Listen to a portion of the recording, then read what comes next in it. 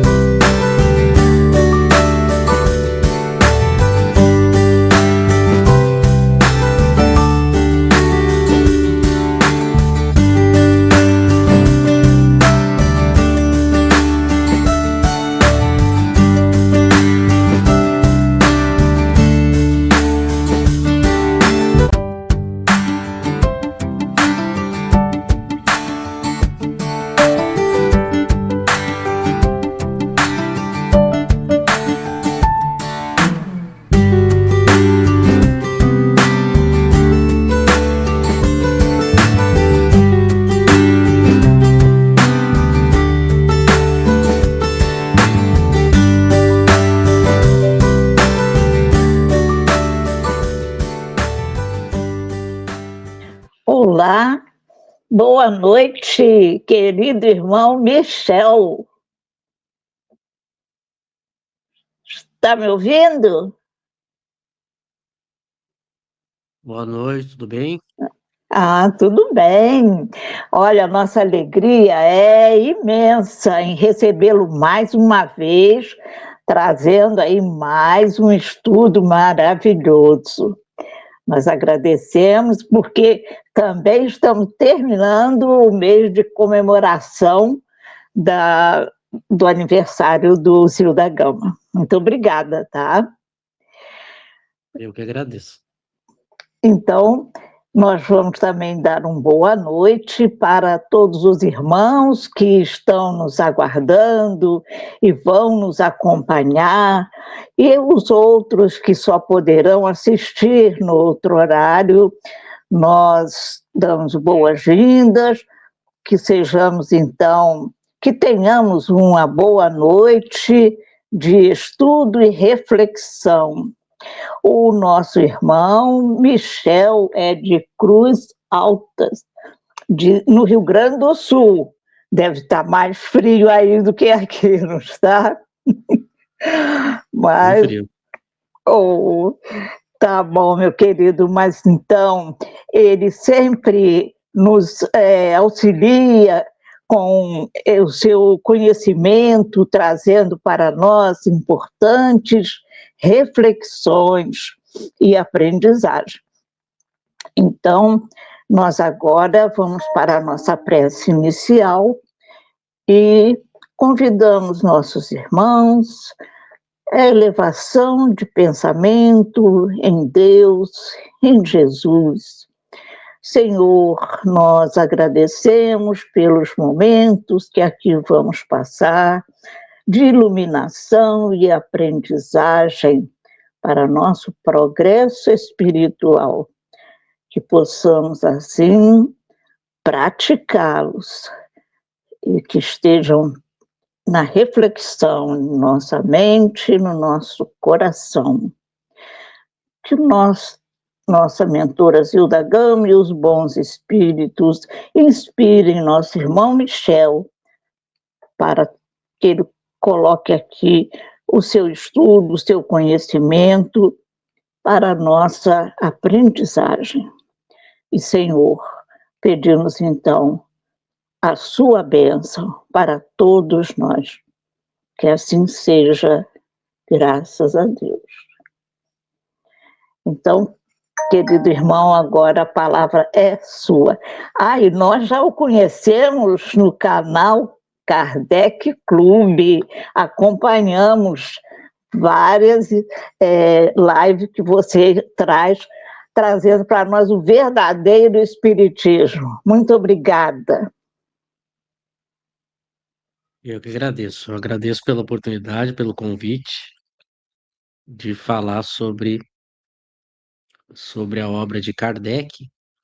O tema que a gente aí sugeriu e que a gente combinou é um tema que, no geral, é um assunto bastante falado e comentado nas palestras, nos livros, sejam palestras aqui na internet ou na própria Casa Espírita, é de um certo conhecimento geral o tema perispírito, né? É um tema, de uma certa maneira, muito falado. Mas é verdade também que existem muitas dúvidas, né? Apesar de ser um tema popular, as pessoas têm muitas dúvidas para tentar entender muitas questões sobre o perispírito. Então, uma maneira que a gente encontrou para fazer uma pequena conversa, uma pequena provocação sobre o assunto, é uma conceituação da palavra perispírito dada pelo próprio Allan Kardec. E aqui vai uma dica que eu acredito que muitas pessoas saibam, mas para aqueles que ainda não sabem. Existe uma obra publicada por Allan Kardec em 1858, portanto, um ano depois do lançamento da primeira edição do Livro dos Espíritos. Existe uma obra intitulada Instruções Práticas sobre as Manifestações Espíritas, que ela é uma primeira versão, digamos assim, da teoria da mediunidade, uma espécie de primeiro ensaio do que seria um dia o Livro dos Médiuns, que depois Allan Kardec substitui pelo Livro dos Médiuns. O Livro dos Médiuns aparece em 1861, a sua primeira edição, e esta obra, então, em 1858. Allan Kardec ainda não tinha a teoria totalmente desenvolvida da mediunidade, mas, ao mesmo tempo, ele sabia que era importante já apresentar aquilo que se tinha, já que as pessoas no mundo inteiro estavam interessadas em praticar a mediunidade, seja nos grupos espíritas ou individualmente nos seus lares. Era muito comum na sua época, as pessoas praticavam em grupos de amigos, na própria casa, né? A gente tinha poucas casas espíritas formalizadas, eram mais grupos familiares, grupos de amigos. As pessoas estavam muito interessadas em conversar com os espíritos e era preciso apresentar já alguma teoria para orientar as pessoas. Então ele apresenta instruções práticas sobre as manifestações espíritas em 51. E tem dentro dessa obra tem o que Kardec vai chamar de vocabulário espírita. Aqui vem a curiosidade que talvez muitos não saibam. Kardec lançou um pequeno dicionário de espiritismo. É muito comum as doutrinas, as filosofias terem seus dicionários justamente para explicar o conceito dos termos usados dentro da própria teoria, né? E Kardec, como um bom teórico, fez a mesma coisa. Então a gente tem um pequeno dicionário chamado aí Vocabulário Espírita nessa obra de 1858. E depois, em 1861, quando ele lança a primeira edição do Livro dos Médiuns, ele apresenta de novo esse vocabulário no início do Livro dos Médiuns e apresenta no Livro dos Médiuns, em 61, um vocabulário muito maior, maior que inclusive que esse que está aqui nas Instruções Práticas. Então a gente tem um grande dicionário aí de espiritismo publicado por Kardec, ele mesmo dando as definições.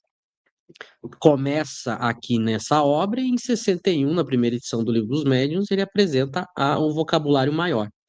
Mas o que que acontece? Por que que isso não ficou tão conhecido aqui no Brasil?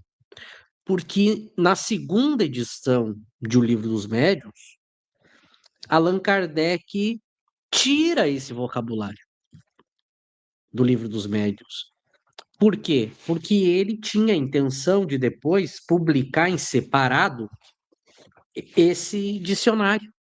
Ele ia publicar, então, como uma obra separada, um dicionário de espiritismo, né? Um vocabulário espírita. Então, ele tira do Livro dos Médiuns. A versão que a gente estuda do Livro dos Médiuns aqui no Brasil, a maioria das traduções, que são posteriormente, né, é a partir da segunda edição,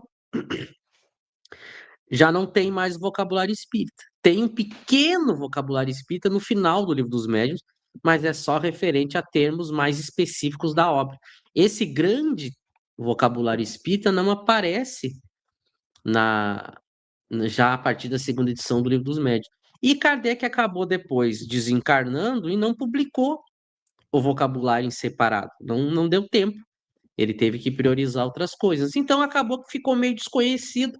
Muitas pessoas não sabem que existe esse vocabulário aqui, do Instruções Práticas, e o vocabulário mais completo que está nessa primeira edição do Livro dos Médiuns. A gente tem a informação que o pessoal do IDEAC, lá do Cosme Massi, eles traduziram já esse vocabulário e eles pretendem lançar em português para a gente. Vai ser uma coisa muito importante para os nossos estudos. Então, onde é que eu quis chegar? Eu peguei justamente Kardec definindo ele mesmo. Quem melhor que o próprio autor para definir essa palavra, né? Então, é o melhor lugar para a gente entender de uma maneira resumida, né? De uma maneira mais condensada, o que é o perispírito para a teoria do espiritismo que está aí nas obras de Kardec. Claro que o perispírito é um assunto que vai passar por todas as obras de Kardec, né? Ele vai desenvolvendo o assunto perispírito ao longo de todas as suas obras, né? Mas o que é importante aqui nesse conceito que nós vamos ver que ele deu é que ele sintetiza tudo que vai aparecer em, em, em todas as suas obras, né? É uma espécie de síntese. Então, por isso que ela serve para a gente ter uma noção geral e básica e primordial do que é o perispírito para o espiritismo. Então, fica como dica para as pessoas, pesquisem. Hoje em dia vocês conseguem pesquisar de graça as obras de Kardec, né? Principalmente aí o mais conhecido é o kardecpedia.com. Você consegue acessar esses livros que eu falei, tanto essas instruções práticas, que tem lá a versão já traduzida, quanto acessar a primeira edição original do Livro dos Médiuns, onde você tem o vocabulário completo, que a maioria das pessoas não conhece, né? Então, quando você quiser saber alguma definição de alguma palavra, você pode recorrer a esse vocabulário, pegando a definição de quem melhor poderia definir, quem mais entendia da teoria, que era Allan Kardec, né? Mas vamos tentar aí, nesses minutos que a gente tem, tentar refletir um pouco sobre esse texto de Kardec, né? Então, isso que vocês estão vendo aqui ao meu lado na tela é uma definição de Kardec, tá? Então, Kardec diz perispírito, de peri, em redor, e espíritus, espírito, envoltório semimaterial do espírito, depois de sua separação do corpo. O espírito o adquire no mundo em que se acha e muda-o ao passar a um outro mundo. É mais ou menos sutil ou grosseiro conforme a natureza de cada globo. O perispírito pode tomar todas as formas à vontade. O espírito, de ordinário, afeta a imagem que tinha em sua última existência corpórea. Então, vejam, ele começa primeiro explicando a origem do próprio termo que ele vai criar. E a gente vê que Kardec tinha uma habilidade em saber criar palavras. Isso parece uma coisa simples, mas quando você está construindo uma teoria, as palavras são muito importantes para você entender essa teoria. Só que o bom teórico, ele não fica criando um excesso de palavras, porque isso, em vez de ajudar, complica. Então, Kardec, quando ele vai criar alguns termos, juntamente com os espíritos, ele tem o cuidado de criar poucas palavras, e mesmo assim, essas poucas palavras, elas têm um sentido muito bem definido, que é para a gente entender a ideia. A ideia sempre é mais importante do que são as palavras.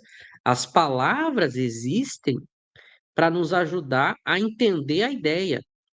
Não adianta você criar diversas palavras se você não tem uma clareza da ideia que você quer dar. E Kardec tinha essa sabedoria.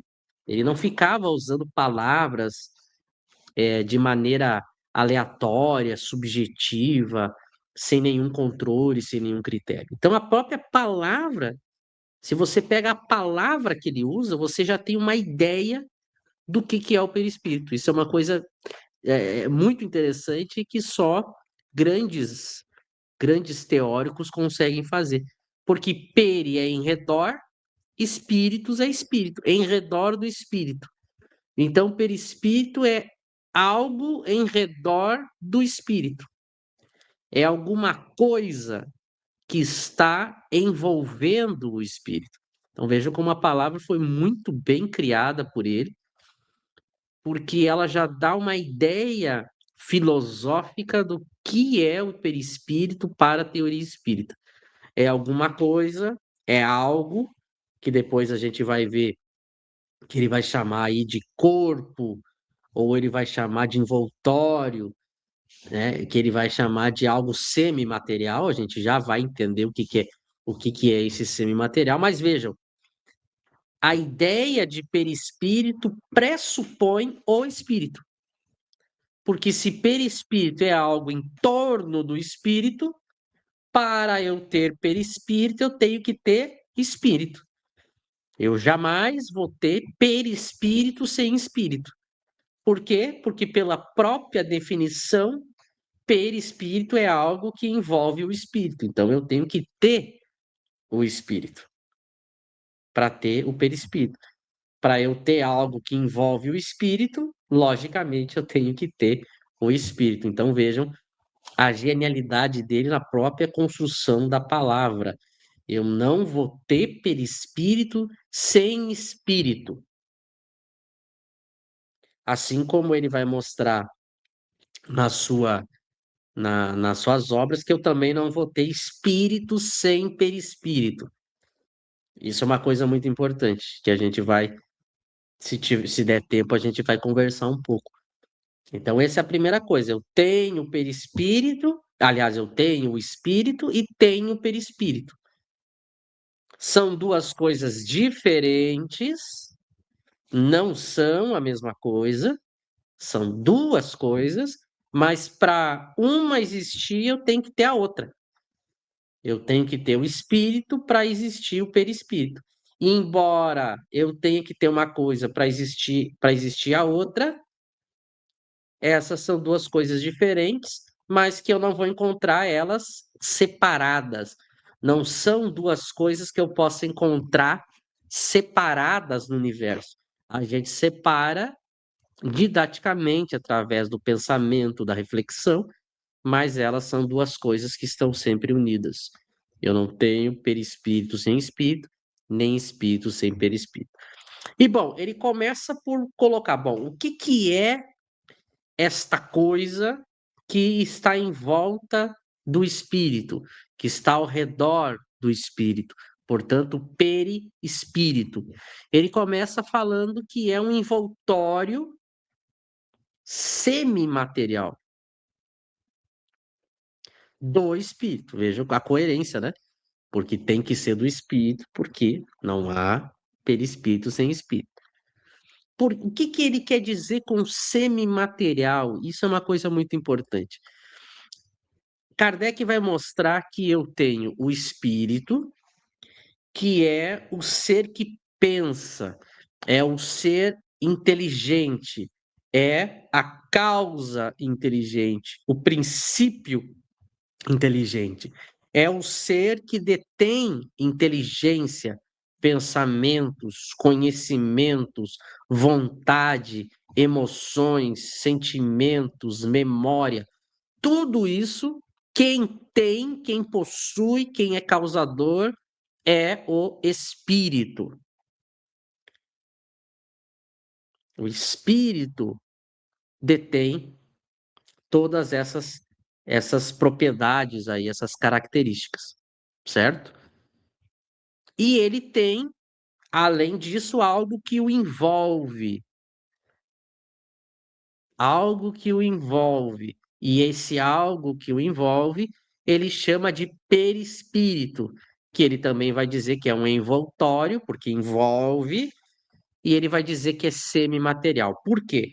Porque o espírito é de uma natureza completamente diferente daquilo que nós conhecemos por matéria.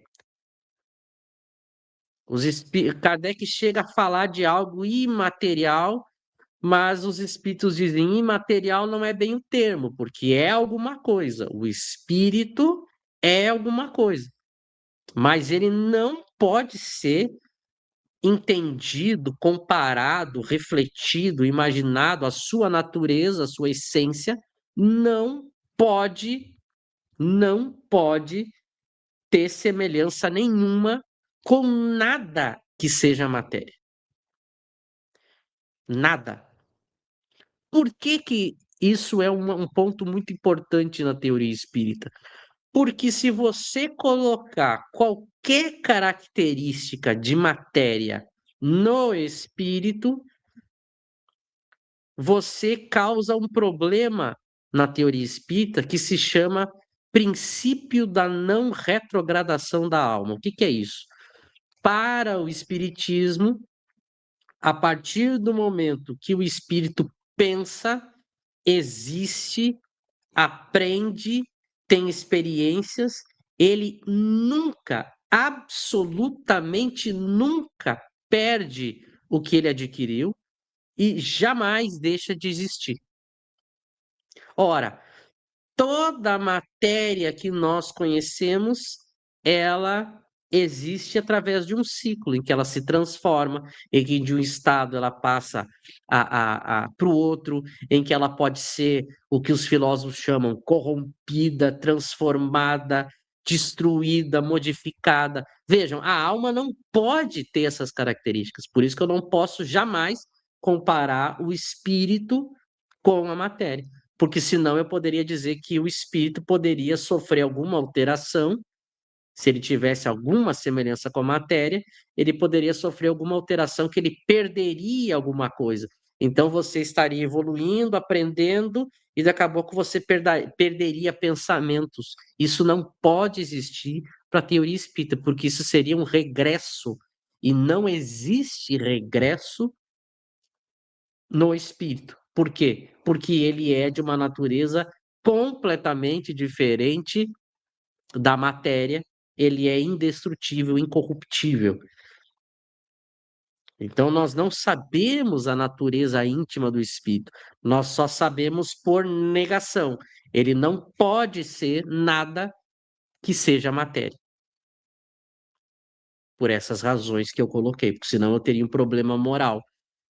A alma teria um problema moral. Ela, daqui a pouco, algo mexeria ou alteraria a alma, além da sua vontade, ela perderia alguma coisa ou estragaria alguma coisa, então não seria de responsabilidade dela, então eu não poderia ter nenhuma teoria moral, porque o espírito causaria algo ou teria um efeito que não foi causado por ele, portanto ele não teria responsabilidade. Veja, eu teria um problema com a responsabilidade moral.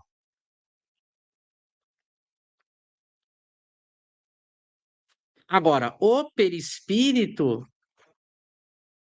comparado com o espírito, ele é matéria. Enquanto a alma, o ser inteligente ou espírito, são termos que Kardec usa, dependendo do contexto, é de uma natureza que a gente desconhece, o perispírito é de natureza material. Então, o perispírito sofre dessas modificações que a gente falou.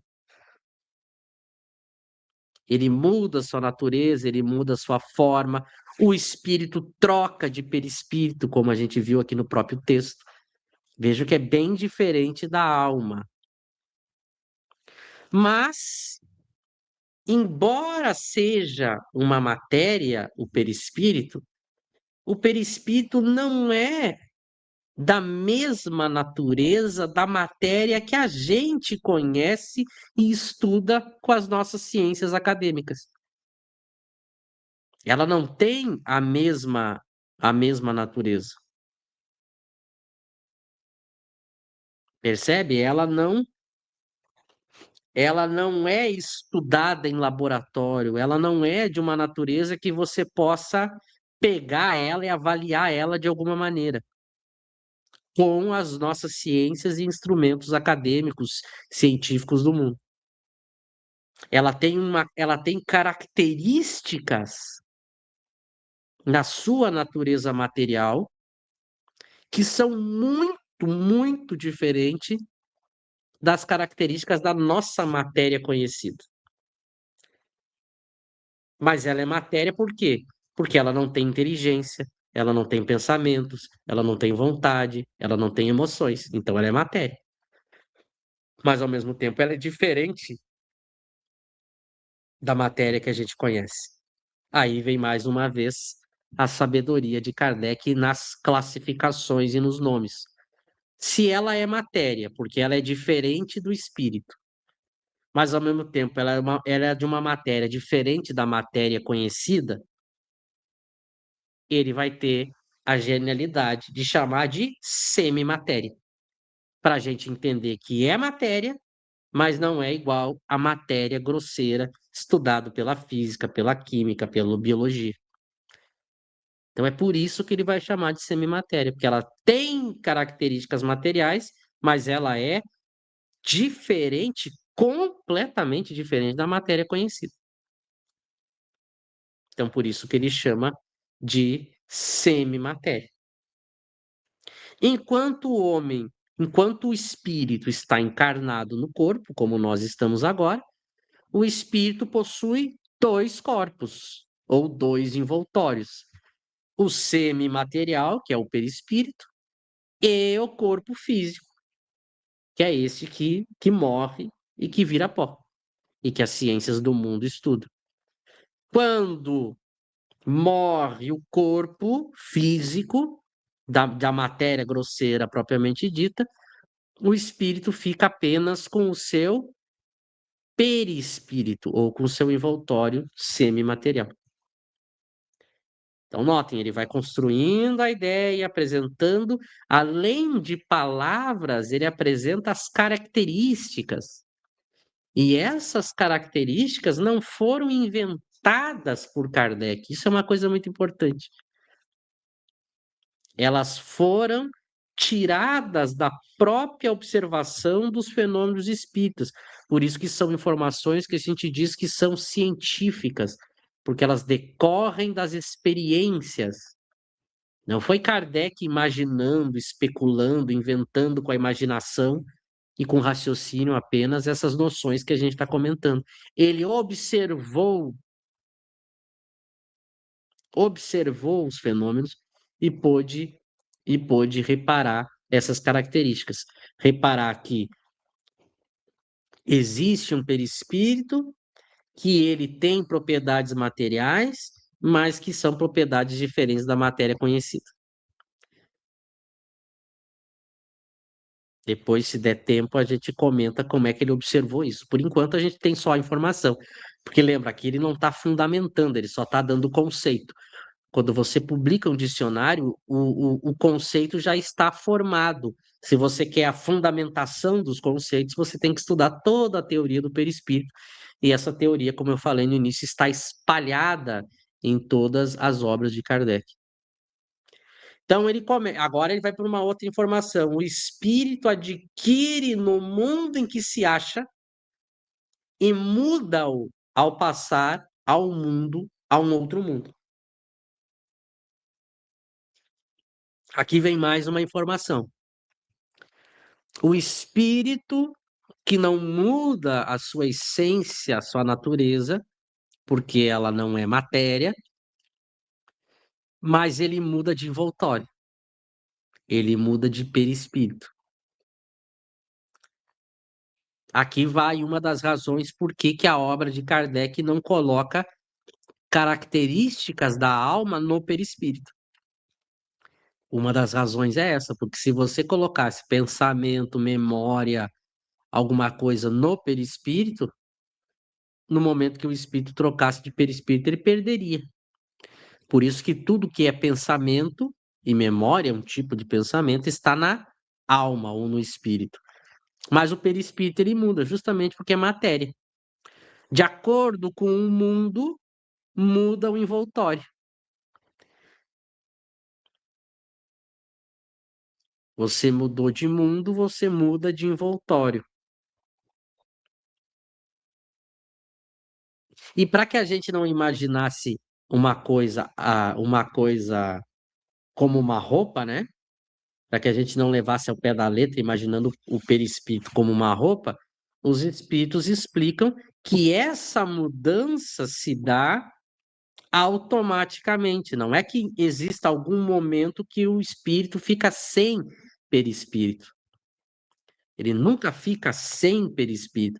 Não é como uma roupa que você tira uma roupa para depois colocar outra e por um período você fica nu. Este envoltório você muda de um mundo para outro, mas não é que tem algum momento que ele fique sem. É que à medida em que o espírito vai se locomovendo no espaço, se deslocando para um outro mundo,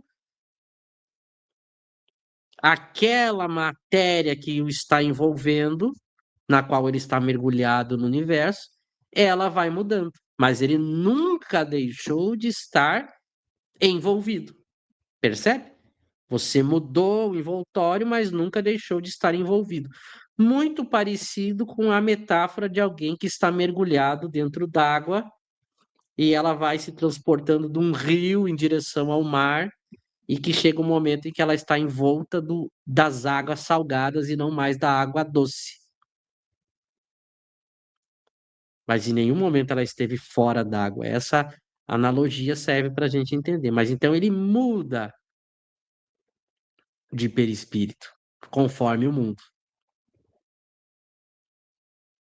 E é mais ou menos sutil ou grosseiro, o perispírito, lembrem que ele está falando do perispírito, conforme a natureza de cada globo. Aqui vem uma coisa interessante. Por que ele muda de perispírito quando ele troca de mundo? Porque a matéria que compõe os mundos não é a mesma. Se perispírito é justamente o envoltório do espírito, e esse envoltório nada mais é do que os elementos materiais que compõem o universo, e esses elementos materiais mudam de mundo para mundo, é óbvio que ele mudando de um mundo para outro muda o envoltório. E por que esta matéria muda de mundo para mundo? Por causa da frase seguinte: o perispírito pode tomar todas as formas à vontade do espírito. Aqui vem uma coisa muito importante que a gente precisa entender sobre esta semimatéria que é o perispírito, que demonstra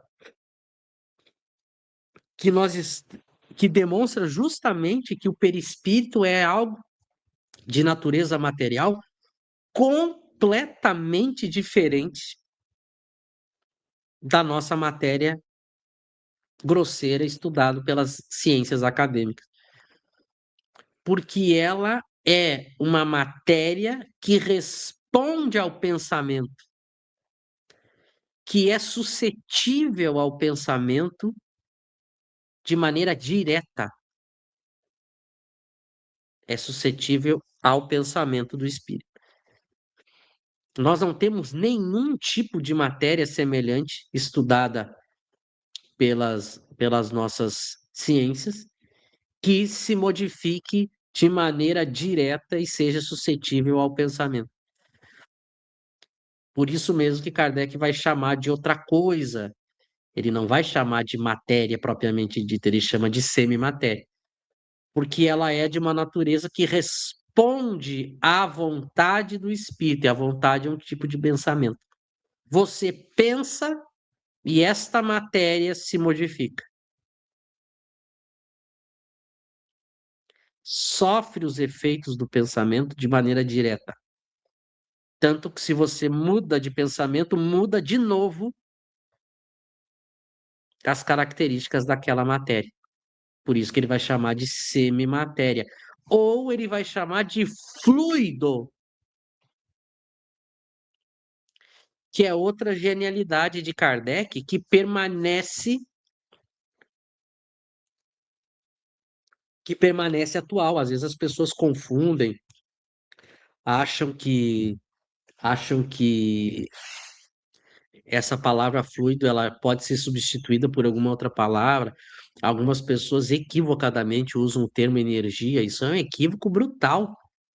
O que é o termo fluido numa teoria como o espiritismo? É quando você tem algum elemento de natureza material que você desconhece a sua natureza. Ela é de uma natureza tão diferente que você desconhece ela. Então você usa para designá-la o termo fluido. Por isso que ele vai chamar de semimatéria ou de fluido, porque ela é um tipo de matéria tão diferente da matéria que a gente conhece que eu uso esse termo fluido. Quando o teórico, o cientista, o filósofo olha ele chamando de fluido, ele já sabe, ele está falando de um tipo de matéria que se desconhece a sua essência. Porque é um tipo de matéria que responde ao pensamento. Por isso que ela muda de mundo para mundo. Porque conforme os tipos de espíritos, eu tenho pensamentos diferentes. E eu tendo pensamentos diferentes, eu tenho qualidades diferentes para essa matéria. Por isso que de um mundo para o outro eu tenho um perispírito mais ou menos sutil ou grosseiro, conforme a natureza de cada globo. O que determina a natureza de cada globo? O conjunto dos espíritos que formam esse globo. Justamente porque é uma matéria que responde ao pensamento. Vejam toda a definição que Kardec vai dando para o termo perispírito, em todo momento ele é claro, lógico, coerente. E ele vai deixando claro cada expressão que ele usa, que é assim que faz o bom teórico. Numa teoria em que eu vou definir alguma coisa, eu não posso simplesmente jogar palavras. Vejam, todas essas informações ele pôde observar e refletir a partir dos fenômenos espíritas, e aí ele consegue montar uma explicação que não entra em contradição nenhum ponto com o outro. Então agora a gente já sabe que este envoltório semimaterial, ou perispírito, pode tomar todas as formas conforme a vontade do espírito. Qual é a primeira conclusão que você chega?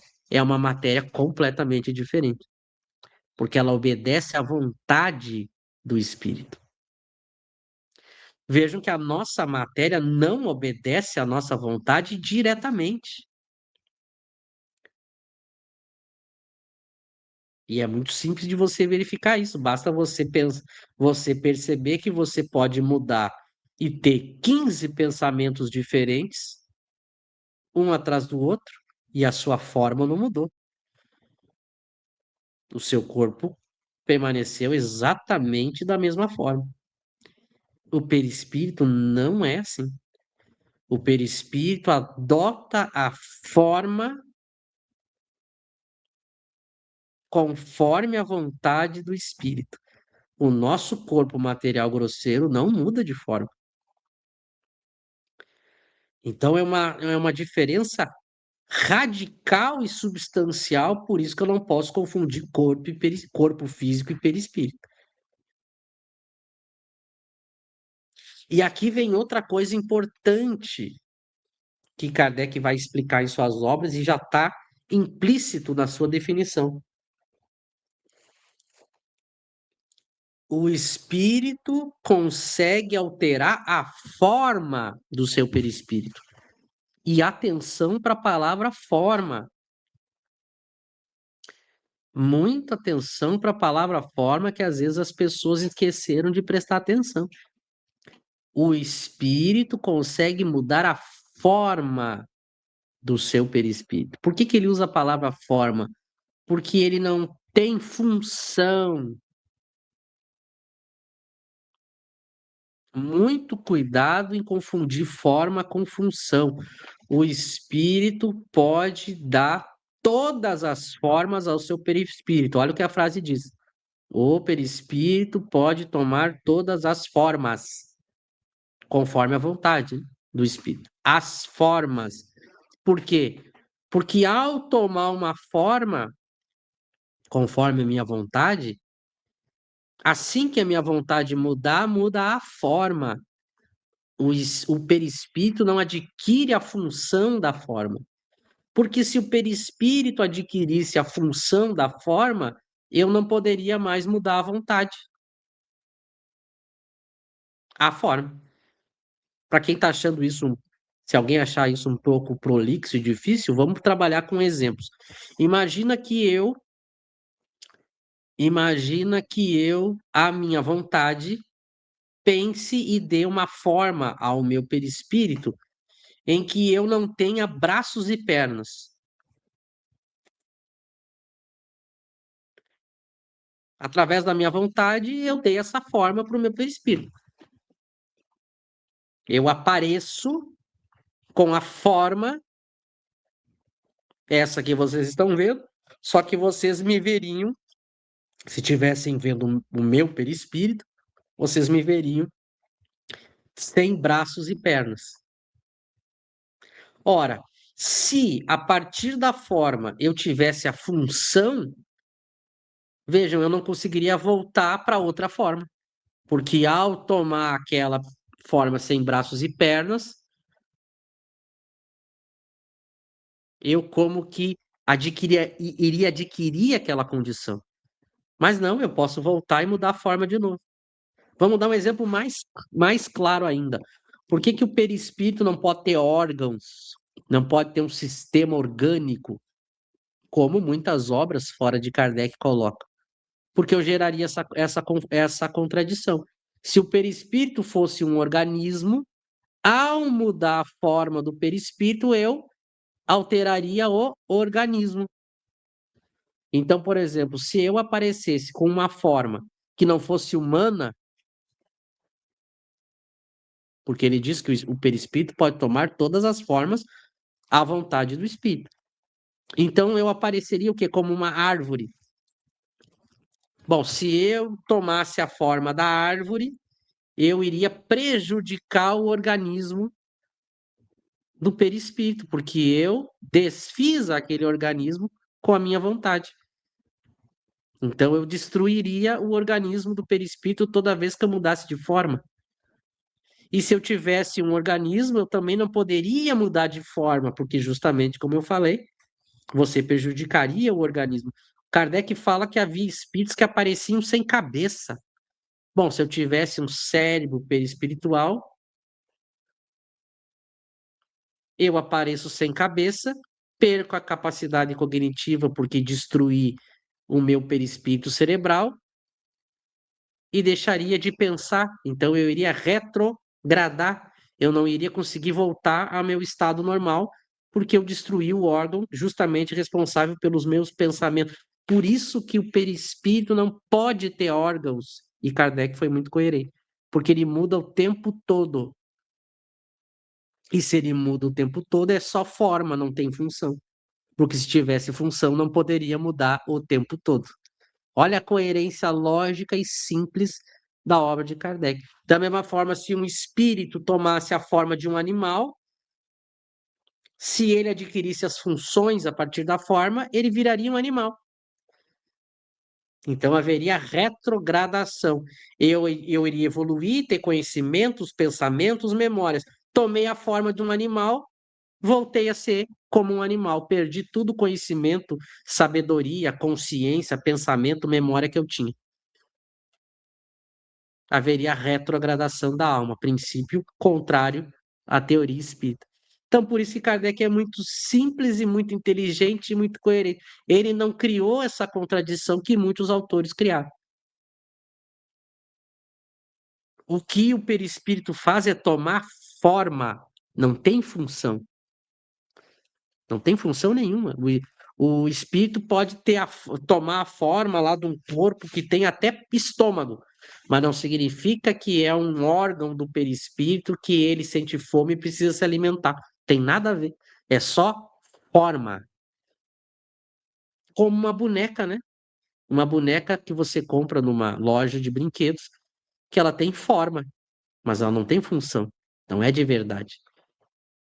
Então ele foi muito gênio até no termo forma que ele adotou. Porque não tem função. Espírito não tem braço, perna, olho, boca, nariz. É forma. Porque os espíritos vão dizer que ele enxerga por todo o seu ser. Então não é pelo um olho. Então não tem um olho no perispírito em que o espírito possa ficar cego. Por isso que não tem cego no mundo dos espíritos. Só tem a forma dos olhos, mas ele não depende dos olhos. Por isso que ele não depende da luz, por isso que ele não precisa do sol, por isso que ele não precisa de iluminação, por isso que ele não precisa de energia elétrica, de lâmpada. É por isso que, não tendo órgãos, é por isso que ele não precisa se alimentar, é por isso que ele não pode se reproduzir, é por isso que ele não fica doente. E não ficando doente, ele não precisa de hospital. É por não ter órgãos que ele não gasta energia, então ele não precisa de sofá, cadeira para sentar, não precisa de móveis, não precisa de banheiro, não precisa de casa, não precisa de rua. Vejam, quando eu tiro tudo isso do perispírito que Kardec demonstrou, tudo que é consequência de um organismo não existe, não tem necessidade. É por isso que na obra de Kardec você vai ver que em nenhum momento Kardec vai colocar um mundo espiritual com todas essas características, porque é uma questão de coerência lógica. Se é só forma, não tem função, não tem organismo, eu não preciso nada que decorra de um organismo. É uma questão lógica. Se não tem organismo, logo não tem nada que dependa desse organismo. E por isso que é completamente diferente o mundo espiritual, onde eu só tenho o meu envoltório semimaterial, do mundo físico. Aliás, é por isso que a gente não lembra. Se o mundo espiritual fosse parecido com o mundo material, nós nos lembraríamos sempre. Mas a gente não lembra, porque é completamente diferente. Tanto que os espíritos vão dizer: como é o mundo dos espíritos? Não podemos descrever, vocês não têm palavras. Qualquer tentativa de comparar, eu vou criar uma ideia falsa. Você vai achar que é, mas não é. Então, os verdadeiros espíritos superiores dizem: não podemos descrever. Nós não sabemos como é fisicamente o mundo dos espíritos, por uma razão muito simples. É de uma natureza tão diferente que a gente não tem nem como criar analogia. Os espíritos chegam a dizer: é como o cego de nascença que você quisesse descrever a luz. Vejam, é tão diferente que prestem atenção na expressão que Kardec usa. É como explicar a luz para um cego de nascença. Então é radicalmente diferente. Outra consequência, quando você fala da forma que muda conforme a vontade, é que você não tem nenhuma forma nesse mundo semimaterial, você não tem nenhuma forma fixa. Por quê? Justamente ela é composta de uma matéria que só responde ao pensamento do espírito. O espírito mudou o pensamento, mudou a forma. Então você não tem no mundo dos espíritos algo que você tem aqui, objetos com existência própria. Então você não tem, por exemplo, você não tem um copo, um sofá, um móvel, um aparelho um objeto no mundo dos espíritos. Por quê? Primeiro, porque não tem função. Porque se não tem organismo, não tem função. E depois, porque ele não fica existindo, porque aquele objeto só tem a forma enquanto o espírito nele pensa. Então, se eu pegar, por exemplo, um copo, deixar em cima da minha mesa, aqui na Terra, e viajar para o Japão, esse copo vai existir independente de mim. Tanto que outra pessoa pode pegar, outra pessoa pode usar. No mundo dos espíritos, onde a matéria é onde é semimaterial, você não tem isso. Não tem um objeto que o espírito construa, deixa ali parado e alguém possa usar. Por isso que na obra de Kardec não tem nem objetos, o que dirá locais, casas, hospitais, salões, palácios, instrumentos. Por quê? Pela coerência do que ele construiu. Porque muda conforme a vontade e não tem função, porque não tem organismo. Você trocaria. Por que que você trocaria de um objeto com outro? Se todos podem criar e se não tem função? Embora a gente saiba que existem muitos autores que colocam tudo isso, mas eles não fundamentam, eles só dizem que é assim. Eles não explicam, eles não fundamentam, eles não apresentam nenhuma base teórica, racional e prática para ser assim. Eles só dizem que é. Bom, mas aí dizer que é, como diz Kardec, os espíritos podem dizer qualquer coisa. Não é porque o espírito falou que é verdade. Você fica com a ciência, com a lógica, com os fatos, com as leis coerentes estabelecidas pela obra dele, junto com os espíritos superiores. Vejam como a gente vai ao mesmo tempo entendendo esse perispírito, como tudo muda a partir desse perispírito no mundo dos espíritos, e como ao mesmo tempo tem uma coerência lógica. De ordinário afeta a imagem que tinha em sua última existência corpórea. Por quê? Porque, é claro, se essa matéria depende, se essa matéria ela se molda conforme os nossos pensamentos, a nossa vontade, é natural que aquilo que a gente estava habituado a pensar seja naturalmente a forma que a gente habitualmente vai ter. E como a gente ficou muito tempo com essa imagem de encarnado, a gente aparece com a forma ou a imagem ou a aparição. Vejam as palavras que Kardec usa muito sábio, para a gente não achar que é um corpo real, com funções, com órgãos, com necessidades, porque isso não existe. Para o Espiritismo das obras de Kardec, onde você tem uma fundamentação e você tem uma coerência. As outras explicações não têm nem fundamentação e nem coerência. Vejam que o nosso tempo está estourado, mas serviu para a gente pelo menos entender um parágrafo do conceito riquíssimo de perispírito que Allan Kardec dá e riquíssimo e coerente. Eu convido vocês a pegarem esse texto todo, lerem e refletirem sobre ele. Porque, claro, a gente não conseguiu abordar todos os aspectos que provavelmente as pessoas aí têm dúvidas, né? Mas eu espero que tenha valido aí a ajuda e a pequena contribuição sobre esse assunto tão importante. Eu agradeço a todos. Para nós foi uma grande contribuição. Movimentou a todos nós para pesquisar, para aprofundar, porque é uma beleza muito rica. E você, Michel, traz esses conhecimentos muito, muito, muito bem explicado. Então, nossos agradecimentos.